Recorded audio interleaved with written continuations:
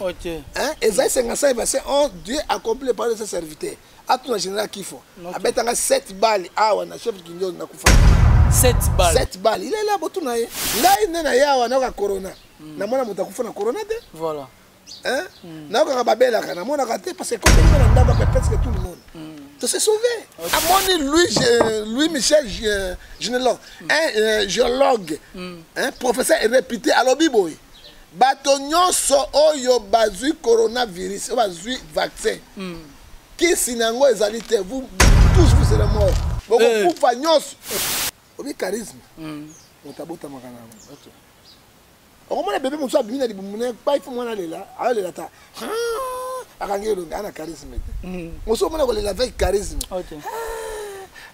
Automa petit obi petit oyo élément.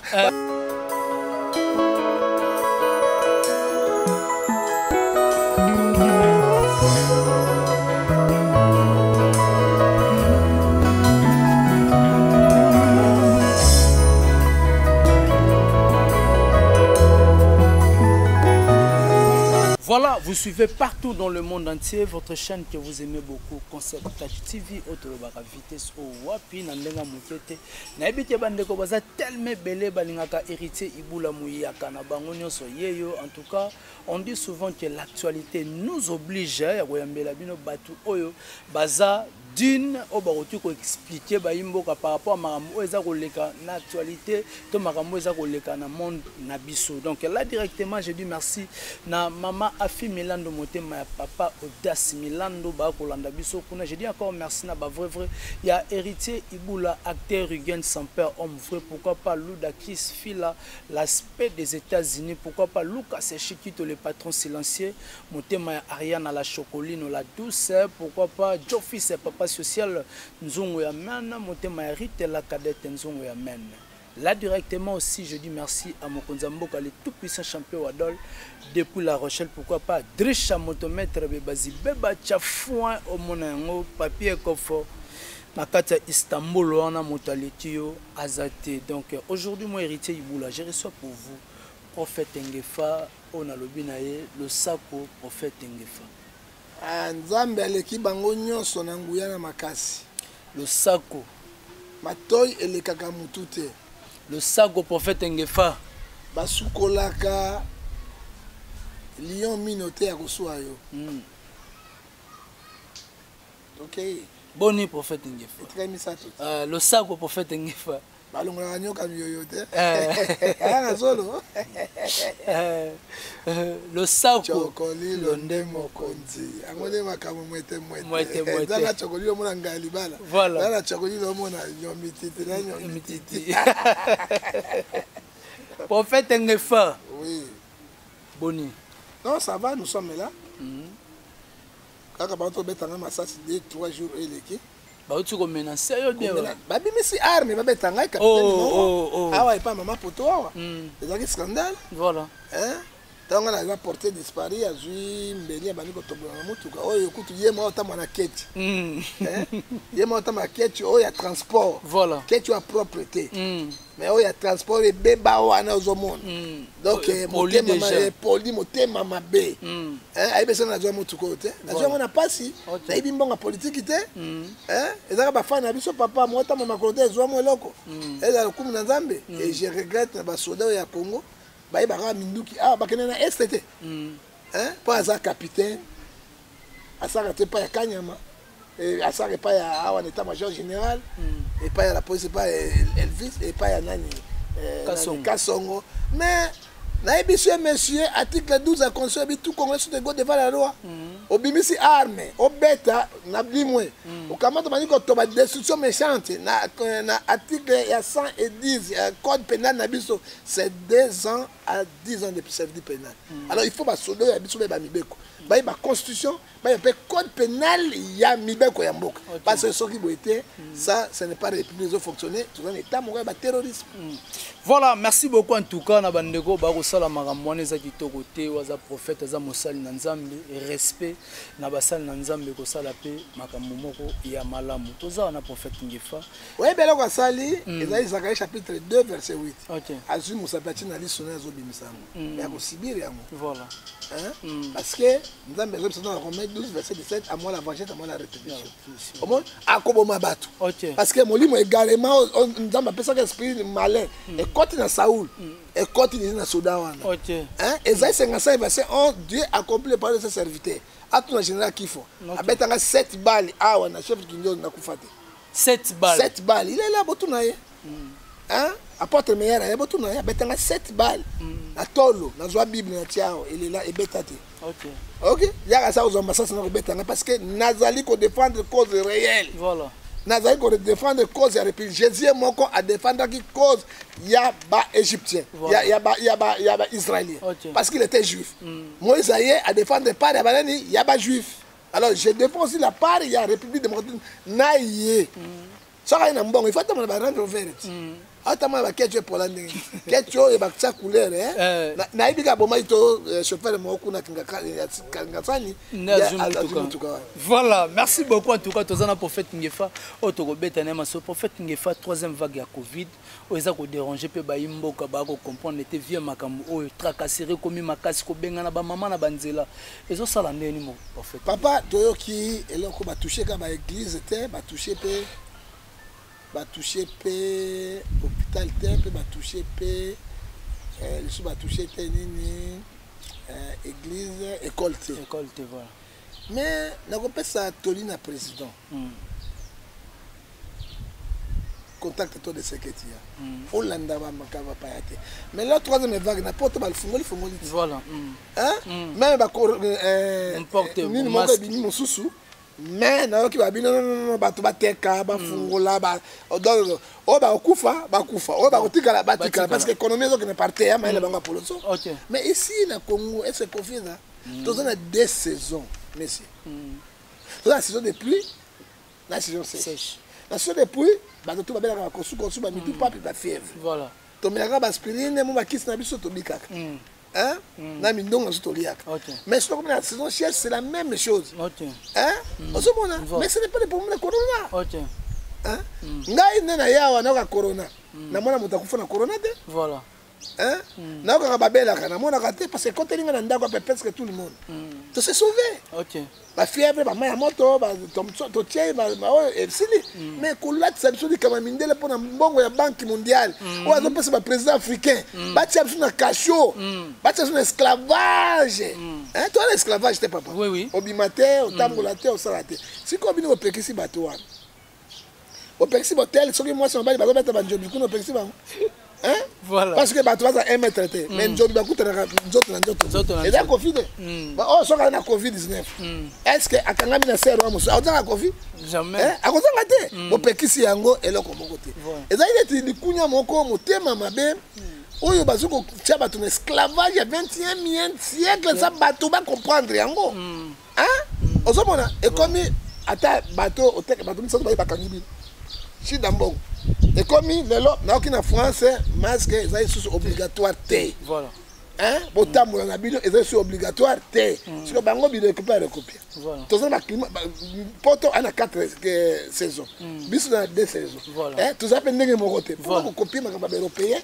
ezonga na biso o tozali ba innocent voilà première vague bandi nesike sili to yebite tango deuxième vague bandaki ti esili peuple a été sur la troisième vague deuxième vague voilà muyamba bi osuma randa ko basel na ba conception tongi kuna mais ayebite que peuple to ko na deuxième vague to mona pété to ko na deuxième vague ne to zaki na moi colonel si mara moi té voilà to ko tine malili siko siko deuxième vague zaki wa voilà troisième vague so ko na ndenge nini OK ezali ba avantage ba illuminati on a 3000 hommes forts et puis en tête nango ezali Bill Gates hein na ba produit pharmaceutique wana papa yo mona produit téléphone ba tobola tonga Android yango yo bazui Android ba tie yo na Android de télémi ezo sala bye na moni lui Michel géologue un géologue un professeur réputé à l'obiboy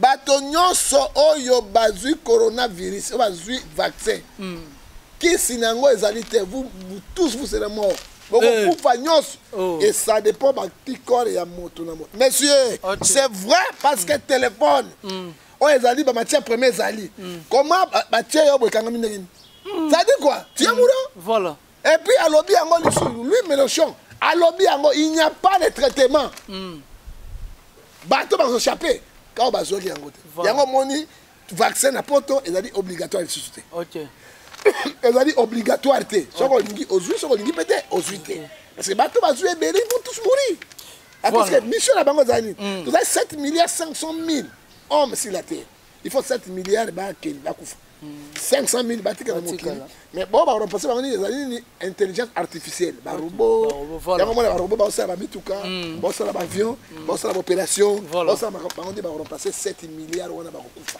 alors toyebisi bino baya makanisa bino ya nzambe te nzambe akolinga adétruire mokili na ye te parce que ye moko mokolo mokili tala mayele oyo toza nango yango merci Seigneur Jésus nzambe abloqué batongo komino na Afrique mingi te mais oyo atoboli yango ce n'est pas moi les images sont là je vais vous montrer alobi yango tous bazali candidat ya mort voilà en tout cas merci beaucoup na ndenge fongoli bayimboka prophète ngefa toza na awalelo comportement ekomi mabe na monde ya na biso ba journaliste c'était que prophète Moussa Nanzambe to moni awa septembre ya Karine Mokonzi et demi to moni mabela Karine Mokonzi za koninga na boza koninga na ebité conseil ni ko pesa parce que mona sunde ko mobali Rodrigue o to moni mibali na mibali ba ko sala na ebité que homme de Dieu et lo ni ko lo bana batone so ba ko bon monsieur na ko émission lokali boso bo bebisi Moussa na bien OK en voulant trop gagner tu risques de perdre de tout obi charisme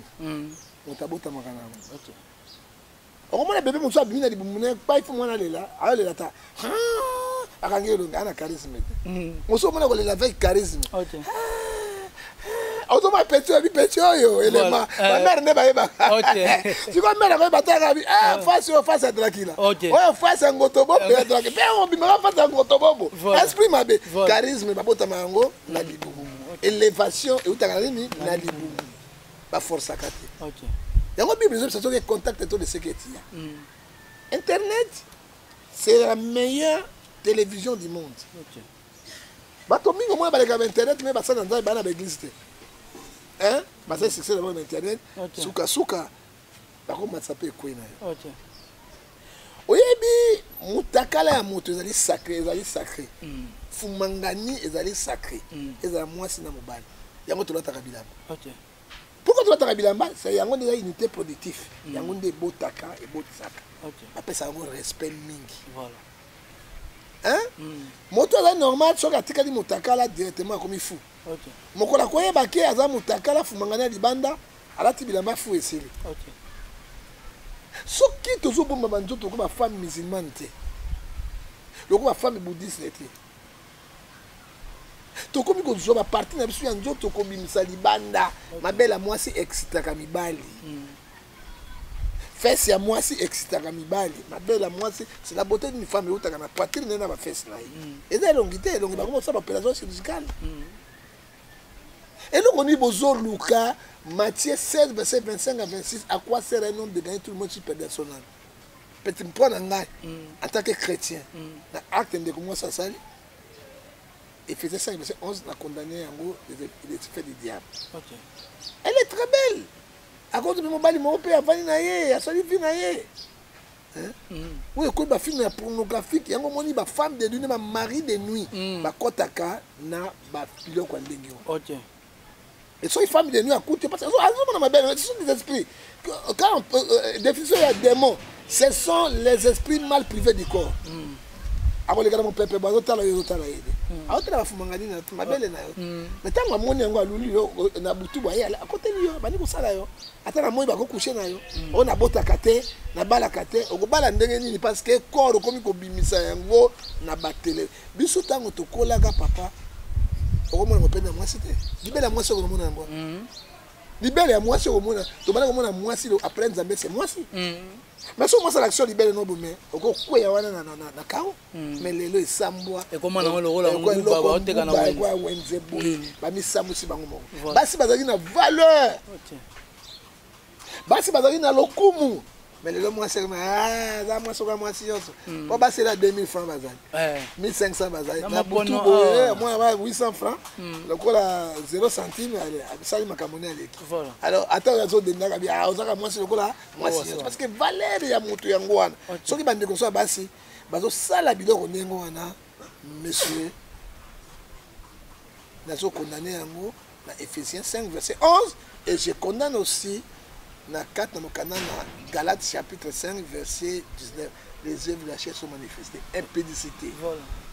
La débauche l'impureté ceux qui commettent de telles choses n'iront point dans le royaume de Dieu. Nous avons condamné bango à mort hein? Voilà. La femme a une puissance hein? Samson a bien ça que c'est quand parce que Deli la tia qui est dans le pende abani ko gulitaye alors qu'il n'y a mitité donc tout là ni nabenga ici voilà afunga secret oyo komi bino moko yango na internet biloko toto na internet bazo kabaka ba page na bango bazoto na bango biloko na bango nous condamnons de télé koluka tata moi c'est loka yote koluka noka loka yote papa maman loka yote ozako mi loka yo moko Galate 6 de lobi c'est que l'homme a semé il moissonnera laquelle de comme bal tata ba pédénion selon ba journaliste botika biloko ngai pena ça musa ki journaliste na kati nango parce que ba fingi le journaliste mo ba fingi biso yoso parce que ngana na kati na malgré la défenseur ya droit de l'homme mais na na kati yango alors le pas droit de l'homme ni zayi ko bimisa ko dénoncer na kambo ya mabe hein et puis ko condamner yango hein et puis ko défendre bato bazali faible quel que soit écolo hein mo sabe tout ça la voilà mais tant moni mobali eloko ni nozoluka nzamba asali mwasi nzela miba asali nzela ya nzongo na nzela ya production nzambi basa mobali nzela kabo moko ya nzongo monene na fumangani ya production voilà nzambi apekisa bomaki mokili ya Sodome na Gomora à cause de homosexualité aboyi pe mokili na nous wana même chose frère yango moni 1 Pierre chapitre 3 à verset 14 les yeux sont pleins d'adultère et adultère comme maintenant ne pas on vient même na liwa yo mobali kitoko na mandefu ebele moi ça na mandefu te ba beto fu mangani basi mandefu ozo mona normal yo pozo ganga ai ozo zoka suka nango ezanini ezai batu wana na monde de l'esprit pese bango bikila okosimba nzoto ya mwasi te yo kotambola kaka na mibali bana bangonga muke ntango atamboyi na pese mbongo ata combien abendi chance na yo abendi mikolo na yo voilà ako récupérer 20 ans voilà yango mona bakufaka mort subite à cause ya nini l'envie hein l'envie ezoboma bino et papa n'avait pas condamné tel acte. Dans Ephésiens 5, verset 19, tels qui commettent de telles choses n'iront point dans le royaume des cieux. Zambé a condamné Bino à mort. Et puis, et pas une malédiction, c'est une malédiction. Voilà. Pendant que vous avez maté un micro de sous-souté, que personne n'a pas de n'engue depuis des gens. Azobi Sabiso, na 19 à 20, ne les saluez pas. Ce que vous saluez, vous avez un pamba. Okwe na kati ya mbeba naye tala osala kitoko ba journaliste ezo ya basi no ya mibali ba koto poto et valeur na bino ezali kosila mais il est des bons journalistes oyo ba vandi wana ba ko respecter voilà na ko sa biloko boyete hein ba délire mo bazanga mutu mais yo dala yo atakara pambo wana ngote mais bazo pando fumangana voilà mabele pa mozana ngote camion kukia pa mozana ngote bana mosaka jerika na piéton ti lelo voilà oza ma voiture mema yo boye sala ta ba jare zate bo ba bete pe makembe se yabo ozu su jipe sombite nilité hein a du chasse na yo a bebi si bato na bazali belé bazala na poto ebele ba komi na Afrique lelo hein pona ko bebi sa batu et bato tu basaka biloko wana oui bah être vie na bino za molaité parce que Nzambe apesi moto na likabona na ba faire na et to changer yango ata mokolo moko te. Voilà, to ko changer yango ata mokolo moko te lelo to lali to lamuki un pasteur prophète mort bimi bishima lobiti ba pesa espace la famille Maman Chako ba pesa espace ba pesa autorisation ko lamsa Maman Chako. Oui bien monsieur. La ndanga na biselo ko moko bishima ke pa na ngao. OK. Ari na lende. Ay beti mo masakoli bote na moni na mimi ngala plus grand prophète que hein abi ngala no bishima yake a mettre sabato baji no baji. Ele ko na rolo banini ba denile se baza ebele. Voilà, ba denile se baza ebele. Au moins même ma denile se a mis l'accent positionné pour lele akei na Matthieu 6 verset 24. A pas cette position là. Babishima soki pèse dit organiser il faut ba kangai. Hein? Oui pasteur moko luka ka congolais. Alors na film ça qui biloko na Zimbabwe moko. À cause de ça que c'est bateau. Ndenge monde et puis maki kozwa la nature nous conseille. Bishima là on babishima zo luka. Mais ça bateau ba jio mais ça ka bango. Hein? Soki obi Osée 4 c'est dit mon peuple périt ba marque de connaissance. Et puis bateau apporte ba courage na bateau ndenge wa. Famille ya bishima bato bakufa combien c'est ça combien voilà la famille est propre et la maman na papa famille na ye a c'est ça combien mais ya aussi ça Maman Chako pas Chako ko dola ko malonga te mais tato yo nani mugulu mon nani oyo papa palo nani oyo et qui senga kufa ke fala c'est ça voilà hein bato bele bakufa ki même oyo azaka ndeko président il fallait c'est ça do mbongo pourquoi l'escroquerie na kati ya mukanda oyo totanga mukanda na Nzambe na Matthieu 24 pour na ba faux prophète Pierre pe alobi yango parce que bato bakweya na kati ya mbeba oyo te tango na yokaki yango en regrettant ce sont les aventuriers tout fait à ça c'est que ça qu'on bato akufi na moment yemo combien c'est que ça bango et puis ayeba tango moto akufi awa bambomaka moto balongaka misopa biloko to ekei siko misopa ko remplacer yango ya Lazare c'est quoi parce que bambomaki Lazare te misopa yaki na kati ya libuma Lazare motema ezali na kati ya Lazare pourquoi la confusion totale hein nous sommes là pour donc ça batuna nzela te ya liloba na Nzambe hein zonga na parole prophétique hein miracle ni comme Matthieu moto ali konza likolo Matthieu 24 le Bible verset 24. Quand il s'élèvera parmi vous les faux Christ et les faux prophètes, ils feront de grands prodiges et des miracles, pour de séduire même possible les élus de Dieu. Verset 15, voici, je vous annonce davantage, ne les suivez pas. Hier sur le bien, bakobima, na makambo lokuta. Hein? Bolanda bangote. Voilà. Ah, on a Matthieu 24, verset 5, car plusieurs viendront à mon nom, ils disent, c'est moi qui suis Christ. Je vais ressusciter les gens. Ne les croyez pas. Hein? Matthieu 24, verset 5, et à l'obi yango. Hein? Et puis, dans Matthieu 24, 4, Jésus leur répondit, prenez garde que personne vous séduit. Motako sabino to ka bishima. OK? Voilà. Alors eloko wana esopi bishima na bino wana na ba lendele ko ba kende na bato ndenge wana po moto ka pa tuer refi ako bengana na fimbo ya bakanza parce que oko baby sa réputation ako ndima yango ata moto ndenge wana te parce que ba tel makambo ezali faux et archi faux. Voilà. 2 Pierre chapitre 2 verset 2. Tokotanga yango na 3. OK. Il y a parmi vous des faux prophètes. Abimi des faux prophètes. Ok. Hein? Il y aura les mêmes vous parmi vous les faux docteurs qui introduiront soisement les sectes pénitentiaires du Satan. Et réunions les maîtres qu'il a rejetés. 2. Plusieurs les souverains. Bakolanda bango. Voilà. Par des règlements de la voie de la vérité sera calomnié à cause de bosembo bakolongola yango na biloba lo banga bango à cause na bango botanga ka biloba na Nzambe toi lo binini par l'écupidité hein hein ovandi bofungoli monoko ya munene ka boy na kosekisa Maman Chako songa nde Maman Chako na ko beto biponda hein na ko landa yo tana bino sakana ka mo ba biloko ba camera na nzoto na munoko na evimbo mais yeso abeta kati hein pozwa éducation et ça ozo seka di wa Maman Chako hein ça c'est bozo seka blasphème bozo seka di wa Maman Chako hein famille na pasi o meli bangi o meli bi o lei fupu lala o biye bo bali ko ba bino baloba hein oye ba to ka biso fupa za rebele hein Parce que je défends la parole, je défends les écritures, je défends la nation, nous allons défendre des mots. Balabine à toi. Par l'équité, ils vous exposeront les moyens de la parole trompeuse. Et qui menace depuis longtemps pour séduire les gens. Et la condamnation et la ruine seront sur eux. Dans ma vie, dans votre cabinote, dans votre sabino condamnation, paie ma bête aux actes de ma vie. Est-ce que c'est normal? Il faut pas dire que passé à moto akufi, na batiste comédien, moto moka bimi kaka boye. Voilà, bah PCP espace vraiment. Bozo PC espace ba journaliste, hein, ce sont des gens qui n'ont pas de matière. OK. Aye kaka boye na bosé ça, il y a ça c'est ça combien? Carnet tu akufa ki c'est ça hein? Bande ko ngai. Hein? Carnet tu akufa ki c'est ça carnet tu? Hein?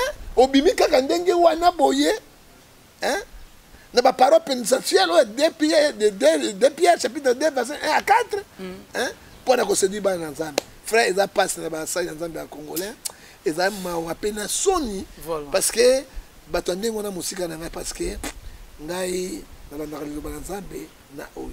Papa, batotou, moi, na wana canadien, oyo, ça c'est ça qui. Attendez, na misopo. Era bazolo nga batu misopote. Voilà. Azaki na nyoso na njoto na kuta na c'est kui. Mais lelo comme kufi lelo bi falonga miso basala balongola yo. Hein? Basa autopsie. Balongola biloko nyoso na kati bakene bakangyo. Siko akose ça ko misopote. Moté maté loko mokote. Kaka ba c'est kui. C'est ça. Hein? Ça c'est quoi ça? Tozo kende wapi? Et puis bozo yamba bango pona nini bande ko na ngai. Po ba futa binombo. Voilà, tu as vraiment na souke mission na biso na moni prophète ngefa atomboki na ndenga mugeta tomboki bishima. Parce que basa nda ba que c'est Sony papa. C'est ça, mon suspect Denis les siona ko mi n'est pas ba musicien. Est-ce que c'est Sony papa? Hein? Basa nda ba que so abili comme un CD l'internet ba to ba oki. Le commandé ba escrow wana. Voilà. Hein? Oya ya vandi ale fufu lala, abimika ba ta ba luba bango ba ya fufu lala te. Abimika ka boye. Na conseil ça maman chako. Papa est-ce que c'est normal? Voilà. Et ça malade. Hein? Et ça dit pas si papa. Au moins hein. Na zoka Sony pena ma parce que na musai na nzana. Et zoka bino, bozoka passe parce que ba journaliste minga ibali ba komi ba fumangani côté asima, et zo ça la passe. Voilà. Osomona, et là on y bazo jolango ni bazo ila. Voilà. Hein? Osomona. Alors ba tel bateau yo ils seront condamnés, il faut pas condamner Bango spirituellement et physiquement parce que ils ont mérité Voilà, merci beaucoup. Tu as vraiment na souka émission na biso so repambola batuna numéro de contact na bande ko. Bon, on a pas si kaka avis de recherche yo, ils ont ko biso na bino pe tozali. Mbala sima na ko pesa ba image na zwa ke pa ba nouveau riche na deuxième kinga kati. Oya bata Tshisekedi na ba moyembi bazui. Na kota ki j'ai des images. On a zoloba. On a une image. Président Fungona Miso. Entourage, il y a président des scorpions. Ce n'est pas des serpents, mais les scorpions. Voilà. Hein? Na koti wana papa, ko le cancele moke deuxième kingakati. Oyo na kuti kuna détournement ya oyo bato yo nouveau pouvoir bazui ezali som. Oh, bakakundi nani oza ex-ministre ya intérieur nani Gilbert Kakondi na kuti ba muyembe batie ba quartier to 30 hectares muyembe azotonga to usine ya ba pharmacie to ya bato quartier moderne na kuti bato ya président nabi. Est-ce que c'est normal mbongo alete ko dia mabu oyo chef escroquerie munene oyo zo sale mabu c'est normal et la population qui souffre ça dit quoi ba yakinde basunga peuple voilà. Pour les intérêts oyo Bible ezali ko yebisa biso na Matthieu 25 verset 27 sont les gens qui cherchent les intérêts propres, ce n'est pas l'intérêt de Dieu et l'intérêt de la population congolaise. Voilà. Avis de recherche on appelle ici na passé Benza au final Jean-Louis azali passé titulaire awa na église du ministère de la Croix na rue Kingabwa 171 quartier Sayo commune de Ngiringiri.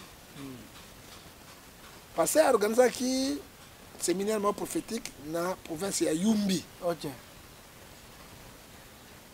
Il y a la province de Maïndom, mais tout juste dans Yumbi, la capitale. Ok. Il y a la province. Et ça, le 17, 12 mois 2018, à Kenya, qui n'a pas mis ça de accompagner le pasteur. Et ça, Brigitte Bansolole, puis à Kei, Clarisse Kalala. ezalaki na le 12e mois na 2018 conflit ezalaki communauté entre Banunu na Batendi bato bakotelaki bagele bamillion babomaki bana wana misato cash babomi mpe bandimi ebele e baviole mwasi ya pasteur porté disparu ebanda jour wana pasteur Jean-Louis Mbenza Kofina famille ekotala biso na vie recherche bayiba esika azali te mais na ntango wana ngobila nde azalaki gouverneur ngobila azalaki gouverneur na Yumbi. Et puis biso tokolandela bato ya droit de l'homme tokolandela vraiment dossier makasi toyeba pasteur aza wapi. Voilà, 3 ans déjà. 3 ans moto nyonso ayebi place bakunda ye place nyonso oyo bakunda ye mwasi azomona te violé amona te bakutaka 3 bana bibeme misato aza na France na Belgique na Suisse na États-Unis na mbandaka lukolela bulobo bayibisa biso poto luka pasteur esika zali to batomatiste toyebi te soyebe place ya kufi to bana pe matanga parce que tokosala matanga toyebi na moto esika zali voilà tala Congo hein makamine leki na Yumbi personne qui le suit moto moko ofuna dossier ba mort ya Yumbi bafungaka dossier te kufi kwa nyama otelemo kola nyama babomaka bato ko balingi sima baloki baposte na pouvoir bayeba djembe na pouvoir ba poursuivre bango te. Alors là ce n'est pas l'état de droit parce que l'homme est sacré, article 16 de la constitution, il doit être protégé par l'état, par Dieu, par l'état. Alors bato bako kufa boete yango mo na émission na yo bato balandela ko mingi na pesi nini ya vie de recherche oyo onyo sa kozwa biso a contacter biso rapidement na 00243 89 610 49 41 na WhatsApp poto luka moya ba communication nzambe a pambola bango okola babili kama ndeko nanga pasteur mbote na pesa ta mutu te ça pesa mbote kana Jésus Christ l'homme de Galilée pe mbote na pesa ba congolais so tozoko souffrir kolo okolo moko kotika biso te to manakati na boloko yo parce que pasi ekeite na kati ya suka. Voilà, merci beaucoup. C'était là le prophète Ngefa, prophète du peuple. Ou américain peu kofongola to komaniola.